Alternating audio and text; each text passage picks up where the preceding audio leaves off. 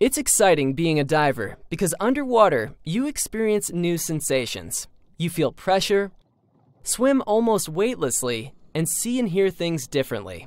These result from the different physical properties that water and air have and relate directly to your safety and enjoyment as a diver.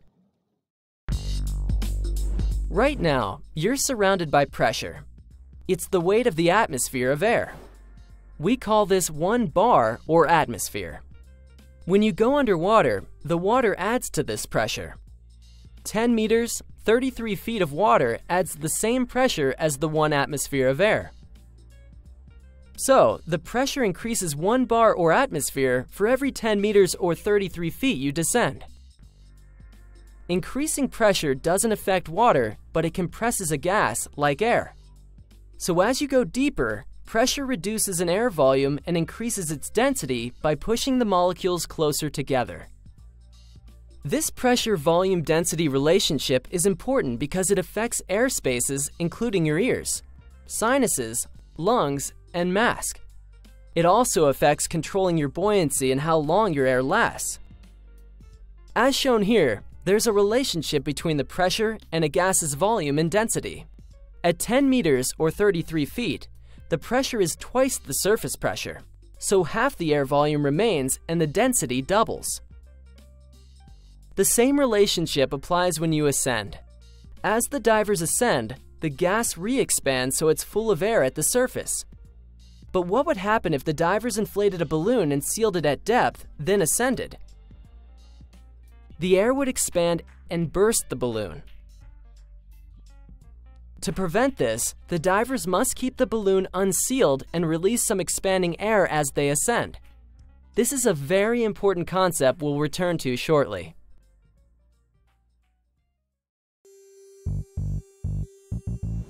As you descend, water pressure compresses the air in your body air spaces. When descending, this primarily affects your ears, sinuses, and mask. A squeeze is discomfort caused by the imbalance between the water pressure and the airspace. A squeeze can injure you if you continue to descend. But you can prevent a squeeze by adding air to air spaces to balance the pressure. This is called equalization. Equalize your ears and sinuses by blowing gently against your blocked nostrils, or by swallowing and wiggling your jaw.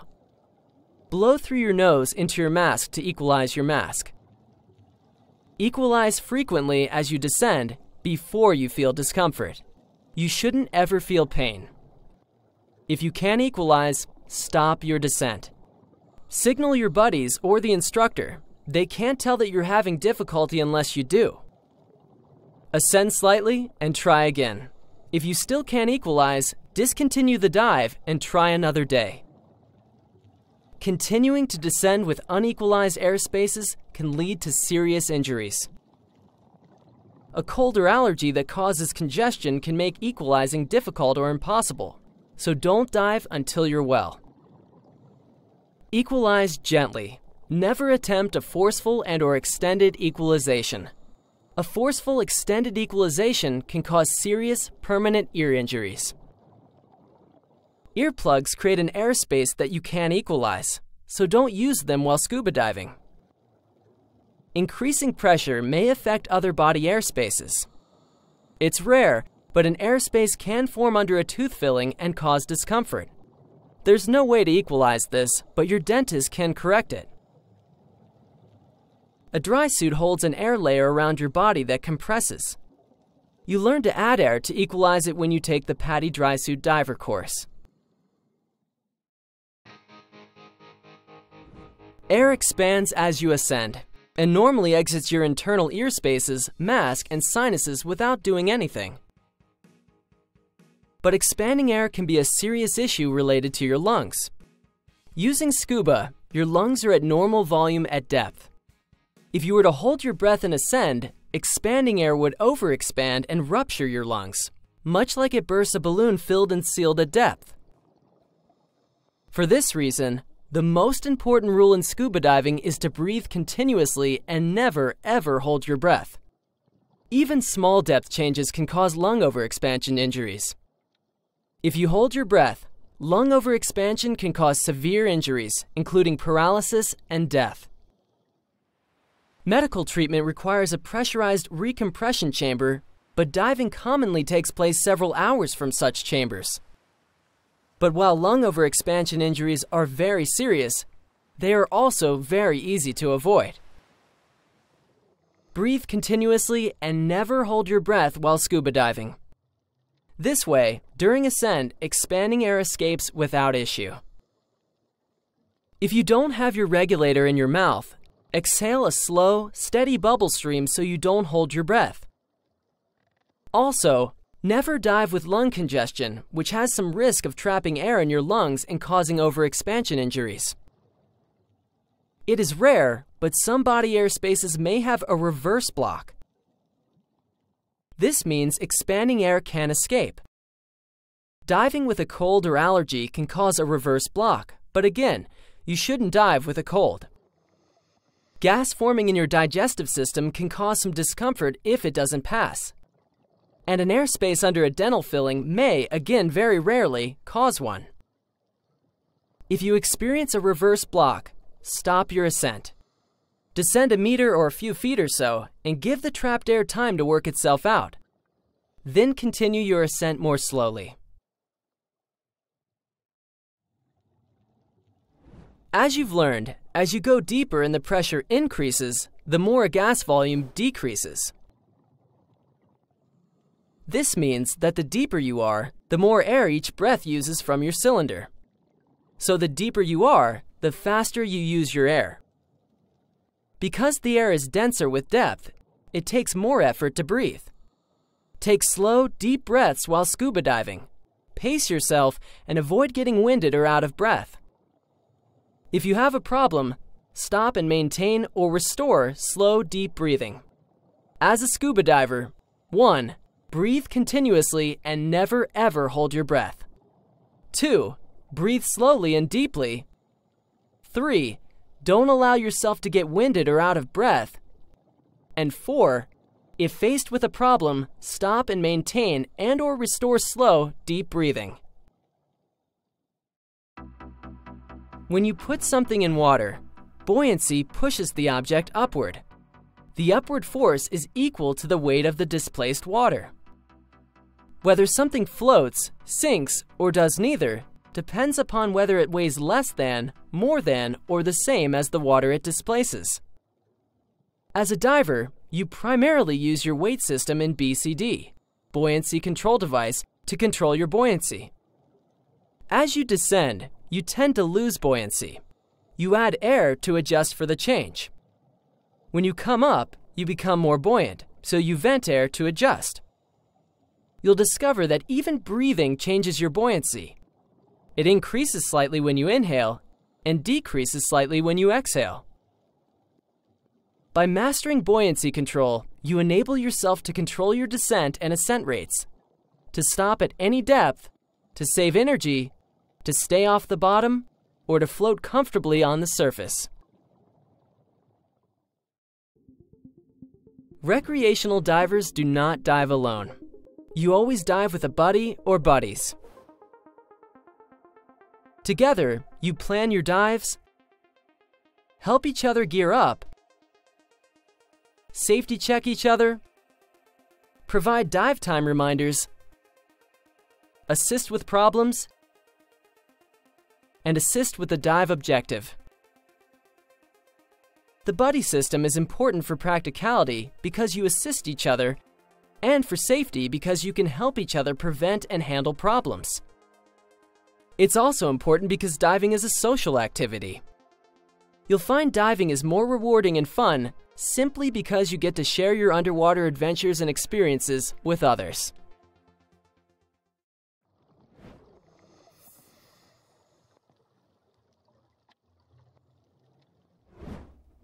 Without the equipment that adapts you to going underwater, diving's impossible.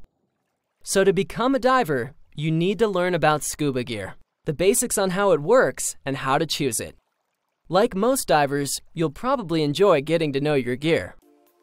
You find literally dozens of makes, styles, and models of scuba gear. which is great because it allows you to choose equipment that accommodates your size and preferences. How do you know what's best for you? After you learn the basics about what your gear does and how it works, as a beginner, your best bet is to have a pro at your PADI resort or dive center help you. The gear you invest in will last years with proper care. But like all technologies, scuba continues to advance. Stay up to date with the latest innovations.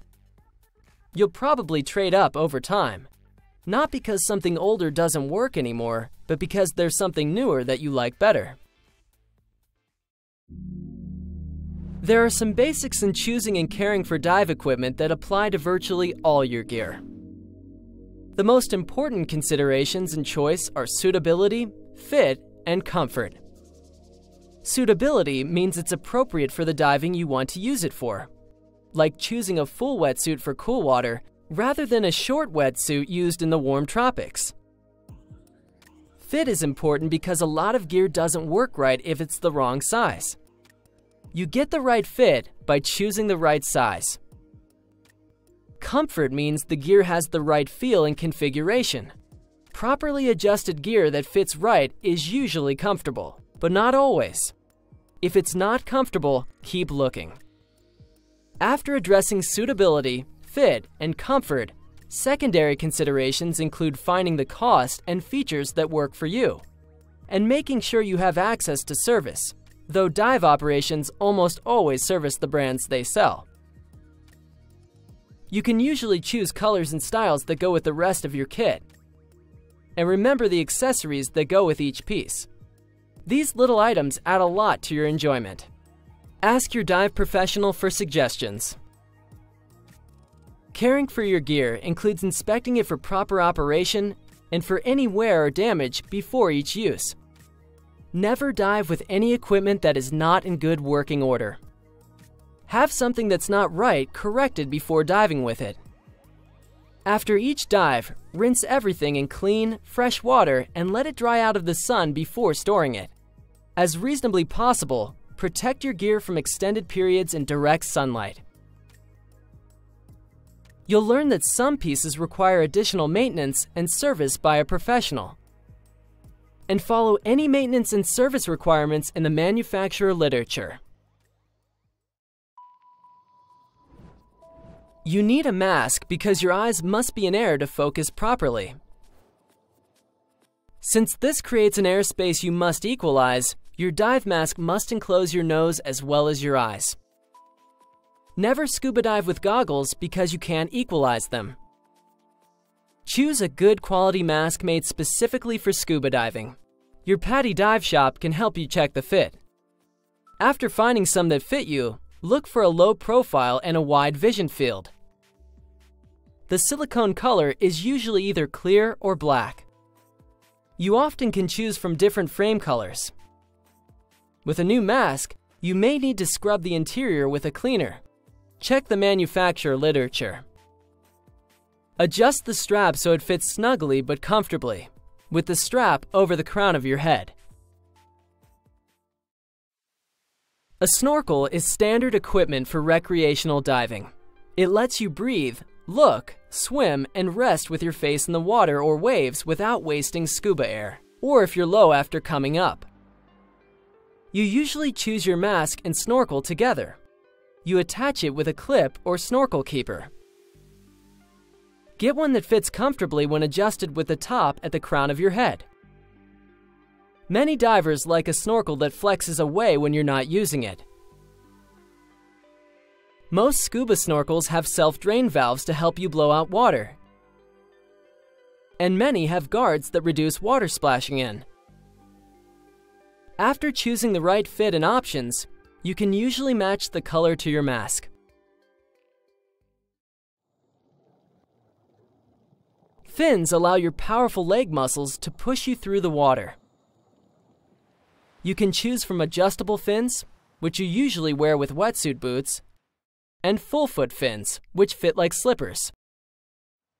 Since you don't use wetsuit boots, they're usually reserved for warm water. You choose fins based on blade and foot pocket size. Small bladed fins are suited to snorkeling, but not scuba. Be sure to get fins appropriate for scuba diving. Have a professional help you choose the right fit. Fins have options, including the materials they're made from, as well as splits and vents to improve performance. Adjustable fins may feature quick-release buckles or spring heels for convenience in adjusting, donning, and removing. Your PADI professional can help you choose from these options. Besides inspecting and adjusting them, you don't have to do much before diving other than closing the quick-release buckles if yours have them. Get full-foot fins wet to make them easier to slip on. Regular fins aren't much use to someone with limited leg mobility, but there are other ways to get around. Webbed gloves allow such divers to swim with surprising strength. DPVs, or diver propulsion vehicles, are a fun way for any diver to be mobile underwater. But you should be able to use your legs or arms in case it has a problem. Your scuba kit is actually 4 equipment systems integrated into a single package. Your BCD, buoyancy control device, holds everything together. As you learned, you use it to control your buoyancy. Your cylinder supplies high-pressure air to your regulator, which provides it to you when you inhale. Your weight system holds just enough lead to let you descend. Its quick release lets you easily drop your weight in an emergency. We'll look at each of the systems more closely next. Scuba gear is generally interchangeable, but because everything integrates, you usually select your scuba kit as a package that puts everything together to meet your preferences. 5 components make up your BCD. It has a bladder you inflate and deflate to control your buoyancy. The bladder integrates with a harness or jacket with a band that securely holds your cylinder. The low-pressure inflator lets you use it to add air directly from your cylinder by pressing a button. You use the other button to deflate the bladder or inflate it orally. Overpressure valves are designed to prevent rupturing from accidentally overfilling the bladder. Some of these have quick dump releases you can use to deflate the BCD. The weight system pockets hold lead weights, but you can release them quickly. You have options regarding BCD features. Beyond getting the right size and fit, some have more air capacity than others. Pockets and D-rings for storing and clipping accessories come in handy. Many divers like shoulder quick releases that make getting out of your kit easier. BCDs are among the most stylish pieces of gear, and you can choose from several looks. Adjust your BCD so it's snug, but not too tight while wearing your exposure suit. Inflate it to be sure it doesn't restrict breathing. After it's set, attach an emergency whistle to the low-pressure inflator and mount the hose retainers that hold some of the regulator components. When caring for your BCD, rinse the inside of the bladder as well as the outside. Drain it, and after drying, store it with a bit of air inside.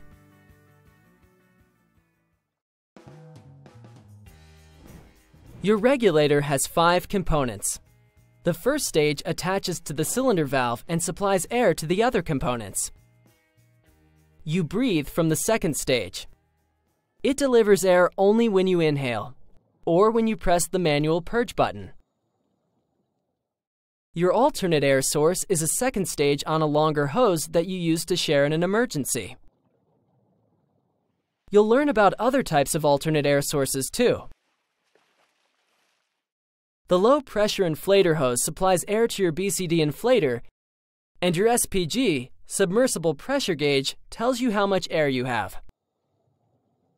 An SPG may be separate or part of your dive computer, and it may be on a hose or use a transmitter that sends air supply information to your dive computer. Ease of breathing is the most important consideration when you choose a regulator. Modern regulators meet the requirements for recreational diving, but the higher-end models usually breathe the easiest. You'll choose between the yoke system or the DIN system. Many divers choose DIN with yoke system adapters. You can adjust many higher-end regulators to keep the breathing optimal. Some have pre-dive switches that avoid accidental air release when it's not in your mouth. Besides the popular second stage on a longer hose as your alternate air source, you may opt for an alternate inflator regulator, which combines a second stage with your BCD inflator. Some divers carry independent pony bottles, which would allow them to handle an air supply problem without buddy assistance. Preparing your regulator requires attaching these components to the appropriate ports, which you should leave to a scuba professional. Regulators are robust and reliable, but have a couple of maintenance considerations. When rinsing, keep the first stage dust cap in place or leave it attached to a cylinder so water doesn't enter the air inlet. Don't press the purge button when rinsing the second stage with fresh water, because doing so could let water flow backward into it. Regulators require professional overhauls every 1 to 2 years. Have your dive center do this as required by the manufacturer. Scuba regulators are surprisingly simple. Air flows from the first stage to the second stage, which you can think of as a cup with a mouthpiece, a flexible diaphragm, and one-way valves. When you inhale, water pressure causes the diaphragm to flex inward, depressing the air valve lever. This releases air that you breathe in. When you exhale, the diaphragm relaxes, the lever rises, and the valve closes. One-way valves vent your exhalation into the water, where it rises as bubbles. Although there are variations, it is this simple design that makes scuba diving possible. Your scuba cylinder, sometimes called a tank, holds high-pressure breathing air. Made of steel or aluminum alloy, it has a chrome-plated valve that turns open and closed to enable or disable airflow to the regulator. You can choose from different sizes, and you match your regulator with respect to a yoke valve or DIN valve. Some DIN valves accept an insert so they can take yoke regulators too. All cylinders have markings stamped into the metal and labels stuck onto them with the working pressure and the dates of pressure tests and inspections. Your dive center checks these when you have your cylinder filled. You may see a cylinder with this marking, which means it's used with enriched air nitrox. You must be certified as an enriched air diver to use these cylinders. You'll learn more about enriched air a bit later. Follow these handling precautions. Don't leave a cylinder standing unattended, especially if your kit's set up. Lay it down, BCD up, so it doesn't fall. Block and restrain cylinders in a boat or car so they can't roll or slide. On boats, keep cylinders in their racks so they can't fall and injure someone or damage equipment. Scuba cylinders require pressure testing every 2 to 5 years and visual inspection annually. Have your local dive center do these for you. Open and close the valve gently and never completely drain it. Lay your cylinder down before and after diving, but for storage, keep it standing someplace it won't get knocked over, out of excessive heat. Scuba air must be specially filtered and filled with special breathing air compressors. So have your cylinder filled only at a professional dive resort or dive center. As mentioned before, your weight system's most important feature is a quick release that lets you drop enough weight so you float reliably in an emergency. Most BCD weight systems do this with 2 releasable pockets. It may also have small non-releasable weights you use for trim adjustment, that is, your balance in the water. Your BCD and weight placement determine trim, and your instructor will show you how to adjust it for a level, horizontal position in the water. BCD integrated weight systems are the most popular, but some divers use separate weight belts. Your instructor may also have you use small accessory weights to help adjust your trim. These should be only a fraction of the weight you wear, so they don't need to quick release.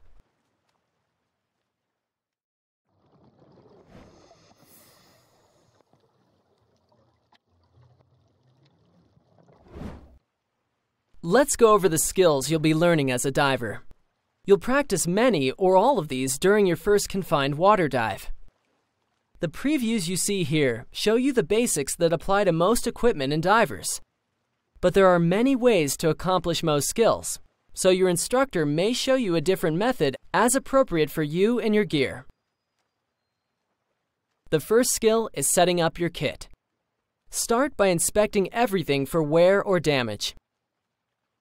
If you have a new BCD, wet it or at least the cylinder band.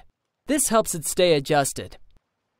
Slide the BCD onto the cylinder with the valve opening facing the BCD to about this height. You can adjust it later to suit your preference.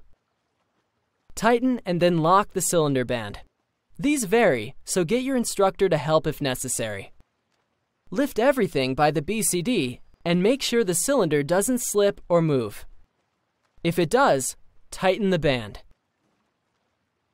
Remove the first stage dust cap and the cylinder valve cap, if it has one. Make sure there's an O-ring and that it's not damaged. With the yoke system, it's part of the valve opening. With DIN, check here on the regulator. You can't dive without this O-ring. If it's missing or appears damaged, your instructor will show you how to replace it. With your BCD facing away from you, fit the first stage to the valve so that the primary second stage, the one you breathe from, goes to the right, and the low-pressure inflator hose to the BCD goes to the left. Secure the first stage just finger tight. Cylinder pressure will keep everything secure after you open the valve. Connect the low-pressure hose to the BCD inflator, like this. Holding the SPG away from you, slowly open the cylinder valve all the way until it stops. Check to be sure you have a full cylinder or at least enough air for the dive. Press the purge button like this. Airflow should stop when you let go. Exhale into the mouthpiece. Exhalation should be easy. Then, take a few breaths. Breathing should be easy and smooth. If your regulator free flows or continues to release air after you stop breathing, or seems to have some other problem, notify your instructor. Next, test your BCD inflator like this. Secure your SPG and alternate air source so neither will protrude or dangle underwater. Your SPG usually comes under your left arm and an alternate second stage under your right. Attach your alternate with a quick release so that it's in this triangle area when you're wearing your gear. This keeps it out of the way, yet visible and quickly accessible if it's needed. Check that you've reconnected shoulder release buckles and loosen the waist strap. If you won't be diving for a while, say an hour or more, close the valve and depressurize the regulator by pressing the purge button. This saves your air if there's a leak you didn't notice. Depressurizing also reduces the chance of you accidentally getting water in it with the valve closed. Loosen any straps you can tighten after you put your rig on so it's easier to get into. Secure your kit so it can't fall or lay it down. On your first confined water dive, you may gear up in shallow water. But often, you kit up seated out of the water, like this. Or standing, like this. Let's go over the steps. Before getting into your kit or exposure suit, get everything else ready. Defog your mask, then adjust it, your fins, and snorkel as necessary. Your scuba kit should be fully assembled and ready to go, like you just learned. To avoid overheating when it's hot, put on your exposure suit last, just before getting into your scuba kit.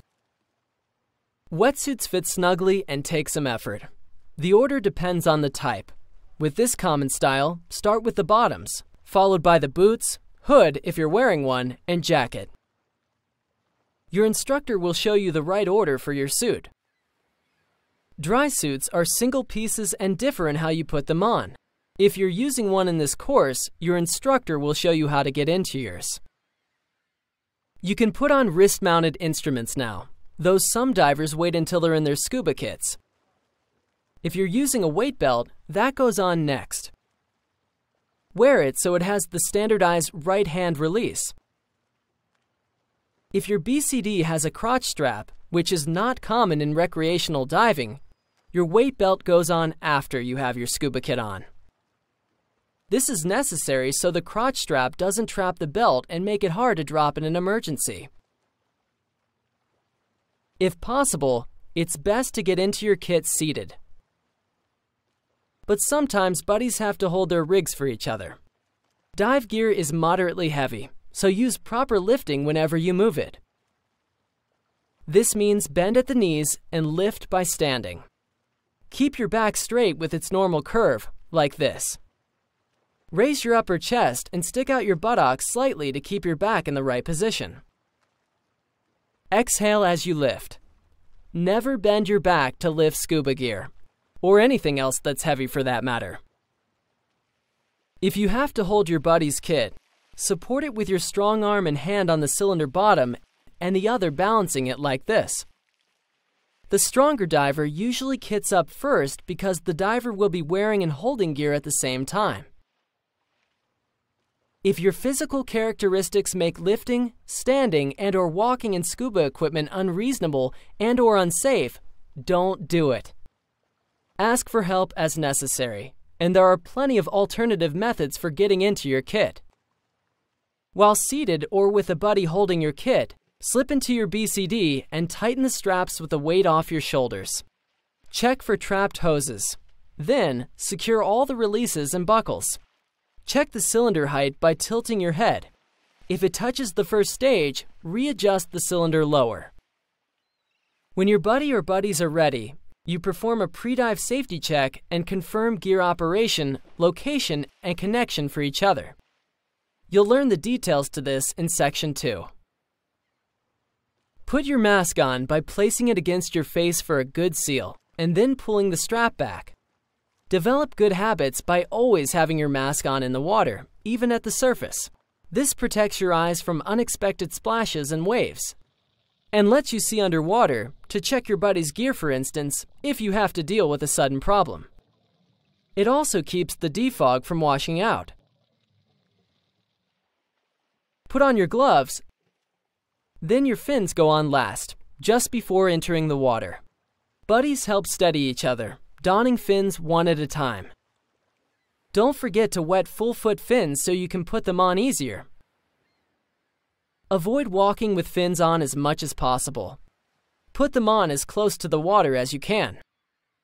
If you must walk while wearing them, be cautious and walk backwards so you don't trip over the blade.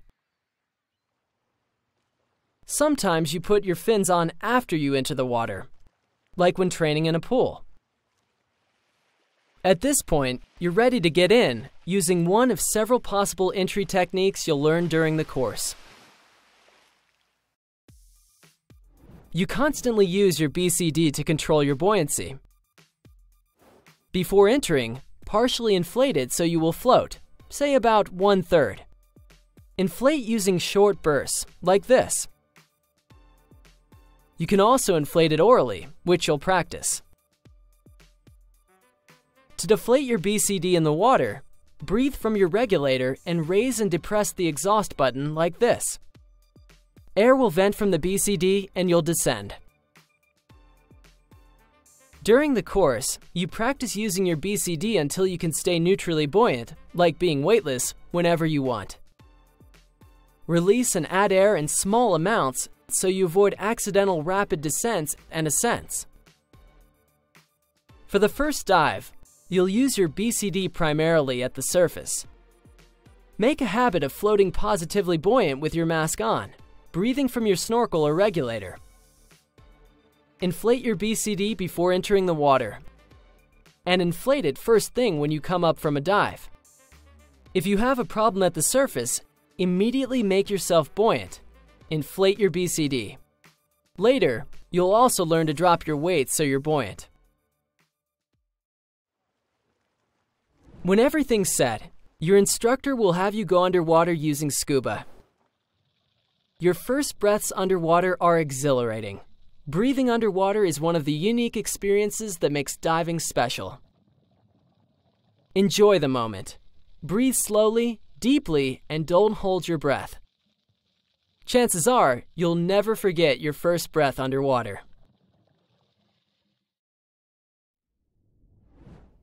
You can't talk using standard recreational scuba gear, so you and your buddies use hand signals. Here are some widely accepted signals, but you may learn some regional ones as well as make some up with your buddies for the circumstances. Okay or okay. Stop. Go up or end the dive. Something's wrong. Which way? Boat. Ears not clearing.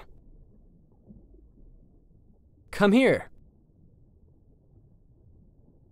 Watch me. Get with your buddy. Hold hands. You lead, I'll follow. Down or descend. Low on air. Out of air. Share air.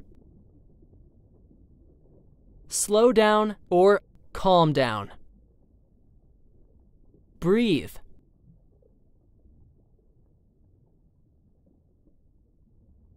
How much air do you have? Danger or hazard. Turn the dive or head back. I'm cold. At the surface, you use large signals that are more visible from a boat or shore. This means okay or okay. If you can only use one hand, it's like this. This means distress or help me.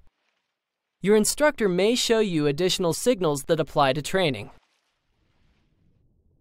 You find that you understand signals in context with what's happening. See if you can figure out what these divers are saying.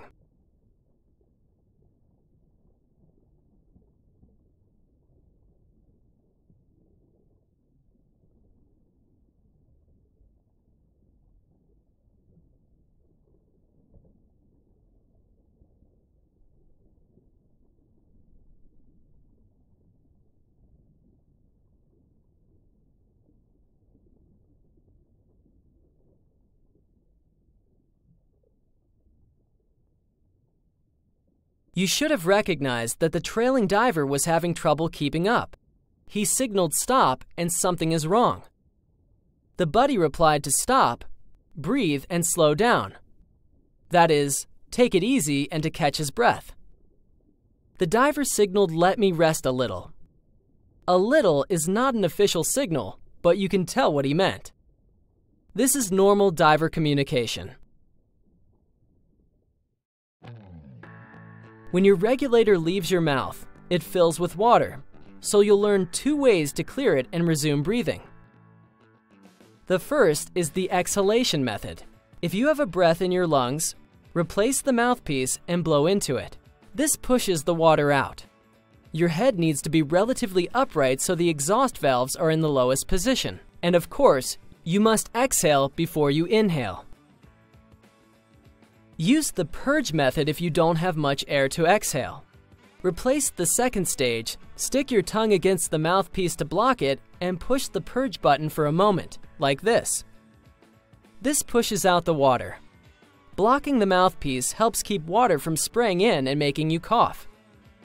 With either method, because you should never hold your breath, remember to blow a steady stream of small bubbles when the regulator is out of your mouth. It helps to make a continuous ah sound so you keep your airway open. After clearing, inhale your first breath gently and cautiously, in case there's residual water. If you release your second stage, depending upon your position, it may drop in front of you or it may end up behind your shoulder out of sight. To recover with the arm sweep method, in a relatively upright position like this, lower your right shoulder. Extend your right arm backward along your cylinder, then sweep outward like this to locate the hose. Follow the hose to the second stage, replace and clear it. With the reach method, reach back to the first stage, find where the hose attaches and follow it out like this. It sometimes helps to lift the cylinder up and to the right with your left hand. With either method, blow bubbles when the regulator is not in your mouth. When swimming, a dropped regulator usually hangs in front of you where it's easy to find. But if you ever have difficulty relocating your second stage, don't waste time trying to find it. Just switch to your alternate air source and then get your buddy to help. It's normal for some water to trickle into your mask, but it's easy to get rid of it. Hold the top of your mask, then while exhaling slowly and steadily through your nose, look upward. Your breath forces the water out the bottom edge of your mask. Start exhaling before you look up so you don't get a little water in your nose. Some masks have a purge valve for clearing. If yours does, hold the mask firmly against your face and look down while exhaling. The water goes out the valve. By the way, if you normally wear contact lenses but can see well enough without them, you may want to have them out during your training dives. But if you need them, tell your instructor and keep your eyes closed so you don't lose them when learning to clear your mask. Use your SPG to manage your air supply at all times. With good air monitoring and management habits, you avoid running out of air, so they're obviously important habits to develop. With a full cylinder, your SPG reads close to the cylinder working pressure. Pay attention to how fast you use your air. You'll notice you use it faster as you exert more and when you dive deeper. With experience, you get a feel for how much air you use. Also with experience, you'll use less air as you relax, control your buoyancy better, and move more efficiently. Note the caution zone, which indicates when you have 50 bar or 500 psi left. If your SPG is part of your computer, the display may blink or have some other alert. This is your reserve pressure. You plan and execute dives so you have at least this remaining after you're out of the water. During training, alert your instructor when you're getting close to 50 bar or 500 psi. Your instructor may ask for alerts at other pressures. During the course, you'll learn to turn the dive, that is, head back to the boat or shore, based on your remaining air supply.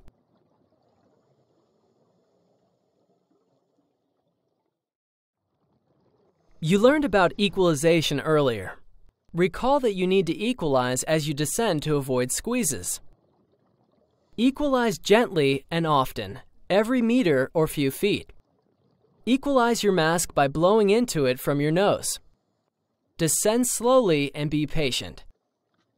Do not use long, forceful equalization, which can damage your ears and cause hearing loss. If you have difficulty equalizing, stop your descent, signal your buddy and your instructor, ascend a bit and try again. After equalizing, descend more slowly and equalize more often. Never continue descending if you can't equalize. The most popular dive kick is the flutter kick. To do this without wasted effort, starting neutrally buoyant, horizontal and level, kick from the hip with your arms at your side or against your body, like this. Your knee doesn't bend much, and it's a slow, long kick. Stay well above the bottom so you don't damage fragile organisms.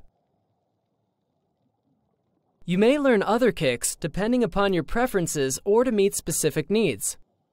This is the frog kick. Many experienced divers use it most of the time instead of the flutter kick. With proper air management, an air supply emergency should be highly unlikely. But as a diver, you'll know how to manage the problem should it occur. Were you to find yourself out of air, if possible, you would use an alternate air source, most commonly provided by your buddy. Signal out of air and share air. Your buddy responds by providing her alternate second stage, though you can secure it yourself if she doesn't. If your buddy uses an alternate inflator regulator, she switches to it and provides you the primary from her mouth. Either way, secure the alternate, clear it, and begin breathing. Grip each other's right forearms like this. This keeps you together and leaves your left hand free to deflate your BCD and control your buoyancy as you ascend. Take just a moment to get settled if you need to, then ascend at a safe rate to the surface. You'll learn to ascend at a safe rate with your buddy. Signal up to your buddy. Start your ascend by swimming upward. You should not need to put air in your BCD. As you come up, look up, reach up, and come up slowly, like this, staying with your buddy and checking overhead regularly. Breathe normally and don't hold your breath. Ascend slowly. Your computer may warn you if you go too fast. Remember what you learned about expanding air? As you come up, the air in your BCD expands, so you have to vent some to keep from becoming too buoyant. Release small, regular bursts like this. During your first confined water dive, your instructor may do this for you. When you reach the surface, keep breathing from your regulator while you inflate your BCD. Once you're floating comfortably, you can switch to your snorkel.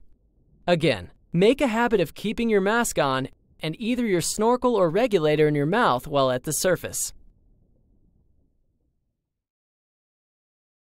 If you need to float in an emergency, one option is to drop your weights, especially if you don't have air in your cylinder or have a BCD problem. Never hesitate to drop your weights at the surface. Remember, you don't have to drop all your weight, just enough to float. Dropping your weight underwater risks an uncontrolled rapid ascent, so you only do it if you're unsure you could reach the surface any other way. When you practice with your instructor, first make sure no one's below you. Breathe from your regulator and simulate a BCD problem by deflating it. You may have to kick to stay up. Then, quick release your weight, pull it well clear, and drop it. You'll float right up. After surfacing in an out-of-air emergency, or if you disconnected a runaway inflator, your BCD low-pressure inflator won't work, so you use oral inflation. At the surface, hold the BCD inflator-deflator with your left hand. Inflate by blowing into it while depressing the same button you usually use to deflate.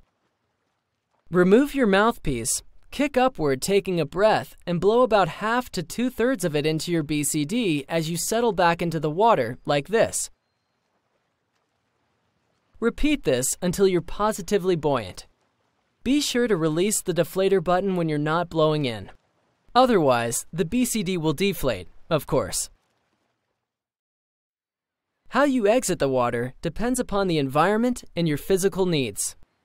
You'll probably learn and practice several techniques. The following guidelines apply to most exits. 1. Establish positive buoyancy before switching to your snorkel. 2. Remove your fins before exiting, if appropriate for the technique. This helps you avoid walking with fins on. 3. Keep your mask on and breathe from your snorkel or regulator until you're on the boat or in calm water shallow enough in which to stand. After exiting, if you didn't take your fins off before exiting, sit as soon as you can or take them off with a buddy.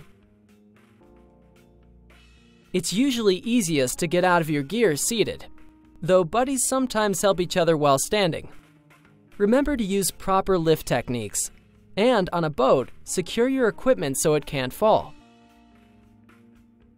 When you're ready to take your gear apart, start by closing the cylinder valve. Depressurize the regulator by pressing the purge. Then disconnect the low pressure hose from the BCD inflator. Remove the first stage. Dry the dust cap and replace it. Take weights from the weight system and secure all the BCD buckles and straps. Release the cylinder band and slide off the BCD. Resecure the cylinder, or on shore, lay it down. Rinse everything like you've already learned.